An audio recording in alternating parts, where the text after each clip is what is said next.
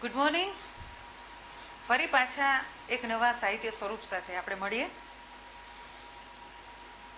સાહિત્યમાં કહેવામાં આવ્યું છે કે કાવ્યેષુ નાટકમ રમ્યમ. હવે સંસ્કૃત સાહિત્યમાં એ નવલકથા હોય કે ગદ્ય હોય કે પદ્ય હોય એને કાવ્ય કહેવામાં આવે. તો કાવ્યમાં નાટક છે એ રમ્ય છે એવું કહેવામાં આવ્યું છે. તો નાટક રમ્ય શું કામ? કારણ કે આપણે બધાને ગમે, વાર્તા ગમે છે, નવલકથા ગમે છે, પણ નાટક તો બધાને ગમે છે ને. તમે તો બધા નાટકના ખેલાડીઓ બધા. કારણ કે દરેક વિદ્યાર્થી એક નાટ્યકાર સરસ મજાનો કલાકાર હોય. કારણ કે ઘડીક વારમાં એને કંઈક થતું હોય ને રસ બધા બદલાતા હોય. એટલે તમને ખબર છે કે નાટક ગમે તમને. હવે આ નાટક સાહિત્ય સ્વરૂપ પ્રકાર આપણું પ્રાચીન છે અને એ પ્રાચીન સાહિત્ય સ્વરૂપ પ્રકાર આપણે સંસ્કૃત સાહિત્યમાંથી મળે છે. સંસ્કૃતમાં આપણી પાસે નાટકો પરાપૂર્વ કાળથી આવી ગયા છે, પણ ગુજરાતીમાં આ નાટકનું સ્વરૂપ કેવું હતું તો તમને થોડાક આમ પશ્ચાતભૂમાં લઈ જાઓ કે તમે બધા ગામડાના એક આખા પ્રદેશમાંથી આવો એટલે તમને ખબર છે. અને હજી ઘણી છોકરીઓ કહે છે કે મેડમ અમારે દશેરા વખતે આવે પેલા ભવાઈ આવો અને ઢાઢી લીલા કરે, અને કાં તો એમ કે લોકનાટ્યનો પ્રકાર એટલે ભવાઈ. તો ભવાઈઓ આવે ને જુદા જુદા વેશ ભજવે. અને હજી લાઠી કલાપીનું ગામ છે ત્યાં દશેરાના 10 દિવસ આ ભવાઈઓ આવે છે, એક એક વેશ એ પ્રેઝન્ટ કરે છે અને એને જે પૈસા મળે એ હજી કબૂતરાના ચણમાં જાય છે. આજની તારીખે પણ આ પરંપરા હજી ચાલુ છે. એટલે આ ભવાઈ છે પ્રાચીન કાળમાં નાટક આપણે મળી આવે છે સંસ્કૃત સાહિત્યમાં, પણ ગુજરાતીની અંદર ભવાઈ નામનો આ શબ્દ છે. લોકનાટ્યનો એક પ્રકાર, જન મનોરંજન કરવા માટેનું એક પ્રસિદ્ધ સ્વરૂપ. નાટક છે એ દ્રશ્ય કલા છે. ગ્રામ્ય જનતાઓને અને આમ જનતાને વિશેષ કામણ કરી જાય એવું આ ભવાઈનું સ્વરૂપ છે. ભવાઈના વેશ બહુ ટૂંકા હોય કે 2-2.5 કલાકમાં તરત પૂરા થઈ જાય. અને એ ઊભું કરનારની અંદર ગીત આવે, સંગીત આવે, નૃત્ય આવે. આ ગીત, સંગીત અને અભિનયનો ત્રિવેણી સંગમ એટલે નાટક. એટલે મેં કહ્યું ને કાવ્યમ નાટક એ સુરમ્યમ. શું કામ એ રમ્યમ લાગે છે કે એની અંદર આ ત્રણેય છે. અને પાછો મશ્કરાનું એક પાત્ર લઈને આવે પેલો રંગલો અને રંગલી. એ આવીને આપણે કહી જાય કે એ પ્રેક્ષકોને એક હાસ્યરસ પીરસી જાય અને મનોરંજનની દ્રષ્ટિએ સૌથી પહેલાં આવે અને પછી આપણે કહી જાય કે હવે તમારે શું જોવાનું છે ખબર છે? પછી રામનું હોય, પછી રામદેવ પીરનું હોય, કૃષ્ણની લીલા હોય, રામની લીલા હોય, ગમે તે હોય. શક્તિ પૂજા સાથે જોડાયેલો આનો સંબંધ છે. આજે પણ નવરાત્રિમાં આગળ પાછળના દિવસોમાં માતાજીના સ્થાનકે આ ભવાઈઓ રમવાનો રિવાજ છે. પરંપરાથી પડાતો આવ્યો આ રિવાજ હજી પણ એ જ પરંપરાને ચાલુ રાખ્યું છે. કોઈ કારણોસર રંગભૂમિનો એક આ સ્વરૂપનો પ્રકાર ધીમે ધીમે ધીમે લુપ્ત થતો જાય છે. શું કામ લુપ્ત થતો જાય છે? એટલા માટે કે એ પ્રકારની અંદર ક્યાંક વિભત્સ શબ્દો આવ્યા, ક્યાંક ન કરી શકાય એવા પેલા ચેનચાળો આવ્યા. એટલે ધીમે ધીમે આ પ્રકારનું મહત્વ ઘટ્યું અને એક ઝુંબેશ ઉપડી હતી ત્યારે કે ભાઈ આવું છોછ લાગે એવું વાતાવરણ ઊભું નહીં કરવાનું સમાજમાં. એટલે રણછોડભાઈ ઉદયરામ મહેતાએ ભવાઈનો આ પ્રયોગ ઉપર એક રોક લગાવ્યો અને નાટ્ય પ્રયોગની એક ઝુંબેશ ઉપાડી. પ્રાચીન કાવ્યમાળામાં આપણે જોઈએ તો નરસિંહ દિવેટિયા પાસેથી એ પુરાવો આપને મળે છે કે પ્રેમાનંદે નાટકો લખ્યા હતા. એટલે આખ્યાનના જે કથા વસ્તુ છે એ નાટ્યની આમ સમકક્ષ થયા. ગુજરાતી સાહિત્યમાં ખરેખર નાટકનો પ્રારંભ ક્યારે થયો હશે તો કે ભાઈ મધ્યકાળમાં તો એ શક્ય નહોતું, કારણ કે બધું જ પદ્ય પ્રધાન સાહિત્ય હતું. પણ અર્વાચીન સમયની અંદર નાટકની શરૂઆત થઈ અને એ નાટકની શરૂઆત થઈ ત્યારે અંગ્રેજી સાહિત્યની સંપર્કને કારણે, યુનિવર્સિટીની કેળવણીને કારણે એક પ્રભાવથી ગુજરાતી નાટ્ય લેખન થવા માંડ્યું. એટલે ભલે મેં કહ્યું કે આપણો પ્રકાર છે, સંસ્કૃત સાહિત્યમાં નાટક હતું જ પહેલાં, ભવાઈ આપણે ત્યાં હતી, પણ પહેલાં મેં કહ્યું કે વાર્તાએ આપણે ત્યાં હતી. પંચતંત્ર, હિતોપદેશની, વિક્રમ વેતાળની બધી જ વાર્તાઓ હતી. પણ પશ્ચિમમાંથી શું કામ? તો કે એમને આપણા ઘટક તત્વો આપ્યા કે નાટક કેમ લખાય. તો એરિસ્ટોટલે તો આખી નાટક તો બતાવ્યું, પણ નાટક કરુણાંતિકા, જેને ટ્રેજેડી કહેવામાં આવે, તો એ ટ્રેજેડીના પણ એક ખાસા સરસ મજાના લક્ષણો આપ્યા કે તમે કેમ લખી શકો. એટલે એક આખું ફોર્મ, એક આખું બંધારણ આપણી સામે નાટકનું આવ્યું. તો નાટકમાં કથાવસ્તુ હોય, પણ સર્જકે કથાવસ્તુ કેવી પસંદ કરવાની છે? તો કે ભાઈ સમયને ઉચિત એ પસંદગી કરવાની. પણ ભરતના નાટ્યસૂત્રના નિયમ પ્રમાણે કથાવસ્તુ કેવી લેવી? તો 5 વસ્તુ છે એ નાટકમાં ન આવે. એ નાટક છે એ ભજવવાનું છે સ્ટેજ ઉપર, તો 5 વસ્તુ છે એને ન બતાવી શકાય. કઈ 5 વસ્તુ? એક, ભોજનનું દ્રશ્ય છે એ સ્ટેજ ઉપર ન બતાવી શકાય. એક, કોઈ મૃત્યુનું દ્રશ્ય છે એ ન બતાવી શકાય. એ કોઈ લડાઈનું દ્રશ્ય છે એ ન બતાવી શકાય. પતિ પત્નીના સંબંધો કે વ્યવહારો છે એ સ્ટેજ ઉપર ન બતાવી શકાય. અને બાહ્ય પ્રાકૃતિક કેટલીક અંદર વાત આવે તો પ્રકૃતિના નદી છે, દરિયો છે, એ આપણે બતાવી શકતા નથી. આગ લાગી છે એ ન બતાવી શકાય. તો કહેવાનો તાત્પર્યથી છે કે ભરતે નાટ્યસૂત્ર આપ્યું ને રસસૂત્ર આપ્યું, પણ એમાં એને આ બાદ આપી કે નાટકમાં તમે સ્ટેજ ઉપર, તખ્તા ઉપર તમે આ ન બતાવી શકો. તો કથાવસ્તુ સર્જક એવી પસંદ કરે કે એમાં 5 વસ્તુ ન આવે, તો એ શક્ય બની શકે?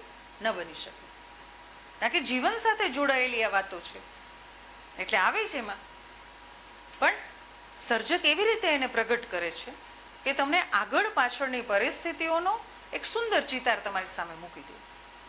કથાવસ્તુમાં એમ નાયક જમીને ઊભો થાય અને ચલો જમવા, એમ અંદરથી બૂમ પાડે કે સાંભળ્યું આવો છો ને જમવા, એટલે પેલો પડદો આમ કરીને અંદર જાય, તો એ જમતો ન બતાવે. પણ જ્યારે બહાર નીકળે સ્ટેજ ઉપર બીજા પડદામાંથી, ત્યારે ઓડકાર ખાઈ નીકળે કે વાહ વાહ, આ તો પૂરણપુરીમાં મજા આવી ગઈ. તો તમને ક્યારે ખબર પડે છે કે એને જમી લીધું? એટલે એને 2-3 ઓડકાર ખાધા અને પછી એ રસ, ભોજન રસની જે આસ્વાદ માણ્યો છે એ આસ્વાદ એ તમારી સામે પ્રગટ કરે છે વાતચીતના વ્યવહાર દ્વારા. મૃત્યુનું કોઈ આલેખન છે તો એ બતાવી ન શકાય. એ સૂરજને પડછાયો હોય, રમેશ પારેખનું નાટક છે તો એમાં મૃત્યુનું સંવેદન બતાવાય છે, તો એને કેમ બતાવવું? તો કે ભાઈ મૃત્યુ, મરણ પથારી પડેલું નાયિકા એની પાસે બેસે છે, રડે છે ને કાંઈ નહીં થાય તમને, એ બધા જ આશ્વાસનો આપે છે ને એ બધા આશ્વાસનો ફોગટ છે. ત્યારે તો કે ત્યારે સર્જક એ બીજા જ દ્રશ્યમાં એક અંધારો આવે અને પછી તરત પ્રકાશની એક સરસ મજાની લાઇટ્સ દ્વારા એક ઇફેક્ટ આપે, અને એ જે નાયક હતો એનો તરત એક ફોટોગ્રાફ્સ આવે અને ફોટોગ્રાફ્સને હાર પહેરાવેલો હોય. એટલે આપણે આખી ચિતાર સમજી જાય કે પેલો માણસ છે મૃત્યુ પામે. કાં તો કોઈ દીવાનું પ્રતીક છે ઠરેલું બતાવે. કહેવાનો તાત્પર્ય એ છે કે સ્ટેજ ઉપર આ ન બતાવી શકાય. કલાપીનું સુરમય કલાપી નાટક હતું, અને નાટકમાં એ લાઠી ઉપર ચડાઈ થાય ત્યારે કેમ એ બતાવે એ ચડાઈ થયેલી? તો કે પાછળ રણસિંગાઓ વાગતા હોય, ખડકના અવાજ આવતા હોય, અને ઘોડાના ડાબલા હોય, હાથીની પેલી ચિંધાળ હોય, અને એમાં તો કે એમાં આપને ખબર પડે અને એક માણસ દોડતો દોડતો આવે અને કહી જાય કે ભાઈ આપણે તો જીતી ગયા છીએ. ત્યારે આપને ખબર પડે કે પાછળ યુદ્ધ લડાતું હતું. એટલે સર્જક છે એ બેકગ્રાઉન્ડમાં એવા વોઇસની ઇફેક્ટ આપે છે આજના નાટકોની અંદર. એટલે આપણે ભરતે જે 5 વસ્તુની ના પાડી હતી કે નાટકમાં તખ્તા ઉપર ન આવી શકે, તો કથા વસ્તુની પસંદગી કરે સર્જક, પણ આ 5 વસ્તુ એમાં ન આવે એવું બની ન શકે. આવે તો એને આવી રીતે પ્રગટ કરે છે. પાત્રને, કથાને ઉચિત જ પાત્રની વરણી કરે, અને પાત્રની વરણી કરે ત્યારે એ સમય કાળને ધ્યાનમાં લઈ અને એ જ પરિવેશમાં એના પોશાકને ધ્યાનમાં લઈ. આજે અભિજ્ઞાન શાકુંતલ ઉપર એક નાટક થતું હોય તો એ શકુંતલાને એ ઓર્નામેન્ટ્સ પહેરાવે છે તો ફૂલને જ પહેરાવવા પડે, એને એવી જ કંચુકી ને એવી જ સાડીમાં એને પ્રેઝન્ટ કરવી પડે. તમે સ્વીકારી ન શકો શકુંતલાને એ બીજા કોઈ પરિવેશમાં કે એના કોઈ પરિધાનમાં. બીજા એ રિહર્સલમાં આવતી હોય છોકરી કે છોકરો, તો એ જીન્સ ને ટી શર્ટ પહેરીને આવી શકે, પણ જ્યારે ડ્રામા રૂપે એ સ્ટેજ તખ્તા ઉપર પ્રેઝન્ટ થાય ત્યારે તો તમારી આંખને એ શકુંતલા એવી જ જોવા મળે. દુષ્યંત તો એવી જ રીતે હોવું જોઈએ. કલાપીનું નાટક જોઈએ કે પહાડનું બાળક મેઘાણીનું જોઈએ ત્યારે મેઘાણી તો આ જ રીતે હોવા જોઈએ. આપણા મનમાં એક છબી છે મેઘાણીની. તો નાટકમાં સર્જકે આ વસ્તુનું ખાસ ધ્યાન રાખવાનું છે કે જે કથા લે છે એને અનુરૂપ પાત્રો આવે છે ને એને પાત્રોની વર્ણી દ્વારા એ જ ભાષા શૈલી, એ જ પોશાક, એ જ રીતિ રિવાજોને એને તો કે એમાં પ્રેઝન્ટ કરવા પડે છે. અને ખાસ કરીને નાટકની ભાષા ઉપર આપણે જઈએ તો ભાષાને પણ એ સમયની પૌરાણિક હશે તો પૌરાણિક રાખવી પડશે, સામાજિક હશે તો સામાજિક, ઐતિહાસિક હશે તો ઐતિહાસિક. રસ નિરૂપણમાં અનેક રસોની અનુભૂતિ કરાવે નાટક. તમે કહ્યું એમ કે આ 5 દ્રશ્યો ન બતાવાય તો 5 દ્રશ્યો સાથે જોડાયેલા રસને પણ કેમ બતાવો? પણ એવા ઇંગિતો મૂકે છે અને એવા ઇંગિતો દ્વારા એ આપણને તો કે આપણને કહે. ધ્રુવ ભટ્ટનું અકુપાર છે નવલકથા, એનું નાટ્ય રૂપાંતર છે અને એ નાટ્ય રૂપાંતરમાં તો કે આપણે બતાવી દઈએ કે ભાઈ એક ગાય છે એ સિંહ એનો શિકાર કરી જાય અને પછી મરસ્યા તો માણસ પાછળ ગવાય, પણ આ તો ગાયનું આમ નાનકડું બદુડું હતું ત્યારથી નાયિકા સાથે જોડાયેલું, સાસરે પણ લઈ આવીને આજે એક ગાયને પેલો હાવ જ ખાઈ ગયો છે ત્યારે જે એની પાછળ એક મરસ્યું ગવાય. ગામની 7 બહેનો ભેગી થઈને મરસ્યું ગાય અને પછી નીચે બેહીને એમ કે છે હશે એને ભૂખ હશે ને. જો આટલું કહી અને એની પાછળ પણ એક સંવેદન પ્રગટ કરે છે. તો કરુણ રસ છે એ આવ્યો, મરસ્યું આવ્યું એટલે આવ્યું, પણ એની પાછળનું પાછું સંવેદન છે એ માનવીય જીવનનું સંવેદન પ્રગટ થયું. તો નાટકની અંદર સર્જકે આ ધ્યાન રાખવાનું છે. ક્યાંય કરતાં ક્યાંય કડવાશ કે કચાશ પાત્ર જ્યારે નાટક જોઈને ઊભો થાય ને ત્યારે લઈને જવો જોઈએ. એવી ખૂબીથી નાટકની કૃતિને આમ પ્રેઝન્ટ કરવામાં આવે છે. આપણા ગુજરાતી સાહિત્યમાં કહી શકાય એવું નાટકનો પ્રારંભ અર્વાચીન યુગમાં થયો. અંગ્રેજી સાહિત્યની સાથે યુનિવર્સિટીઓની સ્થાપના થઈ, કેળવણીનો પ્રભાવ થયો, પ્રચાર થયો અને ગુજરાતીમાં નાટક લખાવાનું શરૂ થયું. પહેલું મૌલિક નાટક ગુલાબ આપણને મળે ગુજરાતીમાં ગ્રેજ્યુએટ નગીનદાસ તુળજાદાસ મારફતિયાએ આ પહેલું નાટક આપણે આપ્યું ગુલાબ. ભવાઈની સંસ્કારિતાને નાટકમાં મનોરંજન તત્વ દાખલ કર્યું અને આપણને દલપતરામ પાસેથી એક નાટક મળે મિથ્યાભિમાન. ખોટું અભિમાન નાયકને નથી જોઈ શકતો, રતાંધળાપણું છે, પણ તે છતાંય દેખાવ શું મને બધું દેખાય છે. આવું મિથ્યા તત્વનું એક દર્શન કરાવે છે સુંદર નાટક. કૃષ્ણકુમારી હોય કે સીતાહરણ હોય કે શ્રી શાકુંતલમ હોય, એ નાટકો આપણને મળ્યા છે. તો સંસ્કૃત સાહિત્યની આ વાતોને ધ્યાનમાં લઈ કેન્દ્ર સ્થાને એ વાતને રાખી અને મળ્યા છે. પણ વીરમતી અને ભટ્ટનું ભોપાળું આ નાટકો આપણને મળે છે એ હંમેશા અને હકીકતે જો એને ધ્યાનમાં લઈને જોઈએ ને તો ફ્રેન્ચ નાટક ઉપરથી અંગ્રેજી રૂપાંતર થયું અને એમાંથી ગુજરાતીકરણ કરવામાં આવ્યું. પણ રણછોડરામ ઉદયરામ મહેતા પાસેથી જયકુમારી વિજય અને લલિતા દુઃખદર્શન એ નાટક મળે છે, એ મૌલિક મળે છે. એ પછી એને 14 નાટક આપ્યા, પણ રસ કસની દ્રષ્ટિએ જોઈ તો રંગભૂમિ ઉપર એ નિષ્ફળ ગયા. હવે ગુજરાતી રંગભૂમિને જરૂરિયાત છે અને એની ધ્યાનમાં રાખેલી જરૂરિયાતને અને ધંધાને ધ્યાનમાં રાખીને ધંધાદારી નાટકો લખાવા માંડ્યા. એટલે મણિલાલ પાગલ લખે, મૂળશંકર મૃણાલી, કવિ ત્રાપજકર અને પ્રભુલાલ દ્વિવેદી, રઘુનાથ બ્રહ્મભટ્ટ જેવા લોકોએ તખ્તા લાયકીને ધ્યાનમાં રાખી અને નાટકો આપ્યા. રસ નિરૂપણની દ્રષ્ટિએ કાર્યવેગ તો પ્રકળ્યો, પણ ક્યાંક આ બધી જગ્યાએ મર્યાદા રહી. પંડિત યુગમાં મણિલાલ નભુભાઈ દ્વિવેદી આવે અને ઉત્તમ કાંતા નાટક લઈને આવે. બહિરંગ અને અંતરંગની દ્રષ્ટિએ સંસ્કૃત નાટ્ય અને પાશ્ચાત્ય નાટક આ બેની અસર તળે આ નાટક લખાયું અને એ જ કથા વસ્તુની મૂલવણી. રંગભૂમિની દ્રષ્ટિકોણે સફળ રહ્યું આ નાટક. ક્રિયાવેશની દ્રષ્ટિએ, પ્રમાણભાનની દ્રષ્ટિએ અને વસ્તુ સંકલનાની દ્રષ્ટિએ સચોટ રહ્યું. ગોવર્ધનરામ ત્રિપાઠી ક્ષેમરાજ સાધ્વી લખે, ભલે લખ્યું પણ અપ્રગટ રહ્યું. રંગમંચની સજ્જતાને ધ્યાનમાં લઈને કલાપીના સંવાદો માલા અને મુદ્રિકા નોંધપાત્ર રહે છે. મણિશંકર રત્નજી ભટ્ટ રોમન સ્વરાજ્ય આપે અને ગુરુ ગોવિંદસિંહ આપે તખ્તા લાયકીની દ્રષ્ટિએ ઉત્તમ નાટક રહ્યા છે અને વસ્તુ સંકલનની દ્રષ્ટિએ પણ ઉત્તમ રહ્યા છે. સંવાદની દ્રષ્ટિએ સારા નાટકો લખાયા. પારસી લેખક આવે કાબરાજી અને એ ભેજન ને મીજી હે જેવું નાટક આપે. રમણભાઈ નીલકંઠનું એક નવો વળાંક નાટકથી મળે અને રાયનો પર્વત નાટક લઈને આવે. એમાં કર્તાની જે ખૂબી છે એ નીતિ ભાવનાની, સુધારાની અને એક સ્ટેપ આગળ વાત કરું તો છે એક ચરિત્રની વાત આવે સર્જકની અને સાથે સાથે નાયકના. એ આગળ ધપાવતું આ નાટકની કથા વસ્તુને, પાત્ર ચરિત્રોને, પાત્રના વિકાસને, એની અંદર આવતી કવિતાના સ્વરૂપને અને ખાસ કરીને રસ નિરૂપણની દ્રષ્ટિએ એ સુંદર રહ્યા છે. એથી વિશેષ નોંધપાત્ર ગુજરાતી સાહિત્યમાં પ્રશિષ્ટ કહી શકાય એવી નાટ્ય શૈલી આપણને મળે છે નાનાલાલ પાસેથી. ડોલન શૈલીના નાટકો લખ્યા ઇન્દુકુમાર અને જયા જયંત. નવયુવાન છોકરાઓ છોકરીઓને ગમે એવા નાટકો લખાણા, પણ એ ઇન્દુકુમારને જયા જયંતને વિશ્વ ગીતાથી જાણીતા બનેલા. બક ઠાકર આવે અને ઉગતી જુવાની આપે, સોવિયત નવજુવાની આપે અને પછી કલાકૃતિની એક ઊંચી છાપ છોડીને આપણી વચ્ચેથી જાય.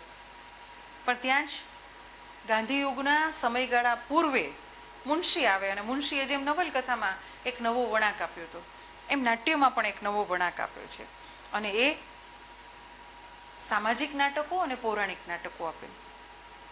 મુનશી પાસેથી અવિભક્ત આત્મા, પુત્રો સમવડી, બે ખરાબ જણ, ધ્રુવ સ્વામીની દેવી અને કાકાની શશી છીએ તે ઠીક છે. આવા કેટલાક નાટકો આપને મળે છે. અને કલા દ્રષ્ટિએ જોઈએ તો, તખ્તા લાયકીની દ્રષ્ટિએ જોઈએ તો મુનશીના નાટકો છે રસ નિરૂપણની દ્રષ્ટિએ પણ પરાકાષ્ઠાએ લઈ જાય એવા છે અને એ બાબતમાં ધારી એવી સફળતા મુનશીએ મેળવી છે. અભિનેતાનું જે તત્વ છે ભરપૂર એના નાટકોમાં જોવા મળે છે અને મુનશીના નાટકો નાટ્ય સાહિત્યમાં એક કેડી નવી કંડારી અને એક કદમ આગળ આપને લઈ જાય છે. ગાંધીયુગ આવતા દીર્ઘ નાટકો અને એ દીર્ઘ નાટકના આ સ્વરૂપે એકાંકીનું એક સ્વરૂપ લીધું અને એ નાટકોએ એક અંકનું નાટક લખી અને ઘણા બધા પરિબળો દીર્ઘ નાટકના સામે હતા, પણ તે છતાંય સમયને ધ્યાનમાં લઈ અને ગાંધીયુગમાં એક અંકના નાટકો લખાવા માંડ્યા. રવ દેસાઈએ સંયુક્તા લખ્યું, શક્તિ હૃદય લખ્યું, ચંદ્રવદન મહેતાએ આગગાડી લખ્યું અને ધરા ગુર્જરી. ધનસુખલાલ મહેતા પાસેથી સરી જતું સુરત, શ્રીધરાણી પાસેથી પદ્મિની અને મોરના ઈંડા, જમાઈ રાજા અને શિવકુમાર જોશી પાસેથી સુમંગલા અને કૃતિવાસ, સાપના ઉતારા જેવા દીર્ઘ નાટકોને એકાંકી સ્વરૂપ આપી અને આપણી સામે આ નાટકનું એક સ્વરૂપ આપ્યું. ફરીવાર 1955 તરફ જઈએ અને સુરેશ જોશી આવે અને સુરેશ જોશીને નાટ્ય પરંપરામાં પણ એક વિરોધ ઊભો થાય કે મારે આવા નાટકો નથી આપવા, એટલે વેઇટિંગ ફોર ગોડ એવું એબ્સર્ડ રીતિનું નાટક લઈને આવે. વેઇટિંગ ફોર ગોડ એટલે એક માણસ ઊભો છે અને ઊભો છે કેમ તો કે ભગવાનની રાહ જોવે છે. કોઈને પૂછે છે તું શું કરસ તો કે ભગવાનની રાહ જોઉં છું. શું ભગવાન આવવાના છે? એ નિરર્થક એબ્સર્ડ માઇન્ડને પ્રગટ કરવા માટે મીણબત્તી, કબર અને હું એ લાભશંકર ઠાકરનું આવે. કોણ છે એ લાભશંકર ઠાકર કે? તો આ એબ્સર્ડ રીતિના નાટકો આપણી સામે આવે છે, સાવ નિરર્થક. અને એ નિરર્થકતાને વ્યક્ત કરી અને માનવ જીવનની જે કરુણતા છે એ પ્રગટ કરે છે. આજનો માણસ કેવો છે? આવો નિરર્થક. એક પાણીમાં એક કાંકરો નાખી રાખી એની પાળ નથી બંધાવવાની કે પાણી છે એ એમ ઉપર નથી ચડવાનું કે પાણીમાં કાંકર જ નથી, પણ આપણી નિરર્થકતા છે એ દ્વારા પ્રગટ થાય છે. કોઈકનો પત્ર આવશે એ રણની અંદર બે જણા બેઠા હોય અને પછી તો કે બે જણા પોતાની પત્રની થેલી લઈને આવે અને એમાં એમ કે આ ગુલાબી કલરનું કવર આપી દે મને. શું કામ કવર આપી દઉં? તો કે એ મારું કવર છે. એકને તો કોઈને પત્ર લખતું જ નથી, બીજાને ઘણા બધા પત્ર આવે છે. અહીંયા કપોળ કલ્પિતતા છે કે કોઈને પત્ર લખતું જ નથી. પેલો દેખાવ કરે છે, કવરમાં કંઈ જ નથી, ખાલી છે, રિક્ત છે. રણમાં પણ કોઈ દેખાય ને એ જગ્યાએ એની ડ્યુટી છે, એક નાનકડી ઓરડી છે અને બહારનું ભટકાઈ રાખે, એક પથ્થર મૂકી રાખે. આ બધા પ્રતીકો છે કે જીવન આટલું રિક્ત છે, રણ જેવું વેર વિખેર થયેલું છે બંનેનું. કોઈ માણસ આગળ પાછળ જોવાવાળું નથી, કોઈ ભાવ પ્રગટ કરવા વાળું પણ નથી. પણ આ રિક્તતાની વચ્ચે મનની અંદર કપોળ કલ્પિતતા ઊભી થાય કે મને આ છોકરીએ પત્ર લખ્યો, મને ફલાણી છોકરીએ પત્ર લખ્યો. આ એક કલ્પના છે, વાસ્તવિકતા તો કશી છે જ નહીં.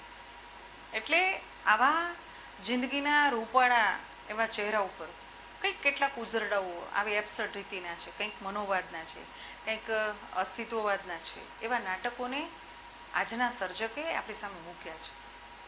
એટલે ઓલ ઓવર જોઈએ તો આખું પ્રાચીન આ સ્વરૂપ પશ્ચિમ પાસેથી લયું એના ઘટક તત્વો દ્વારા, અને એરિસ્ટોટલે જે ટ્રેજેડીની વિભાવના આપીને આપણે કરુણાંતિકાઓ પણ લખી, એની સાથે આ સ્વરૂપ આજે આપણે ગુજરાતી સાહિત્યમાં બહુ અલ્પ માત્રામાં લખાય છે, પણ લખાય છે ખરું. આપણે એવી આશા રાખીશું કે આ સ્વરૂપ બહુ જાજુ લખાય, કારણ કે જ્યાં સુધી ગુજરાતી સાહિત્ય નું આમ ખેડાણ થતું રહ્યું છે ત્યાં સુધી આ સ્વરૂપનું ખેડાણ થાય એવી આશા સાથે આ નાટ્ય સ્વરૂપ પ્રકાર આપણે પૂરો કરીએ છીએ.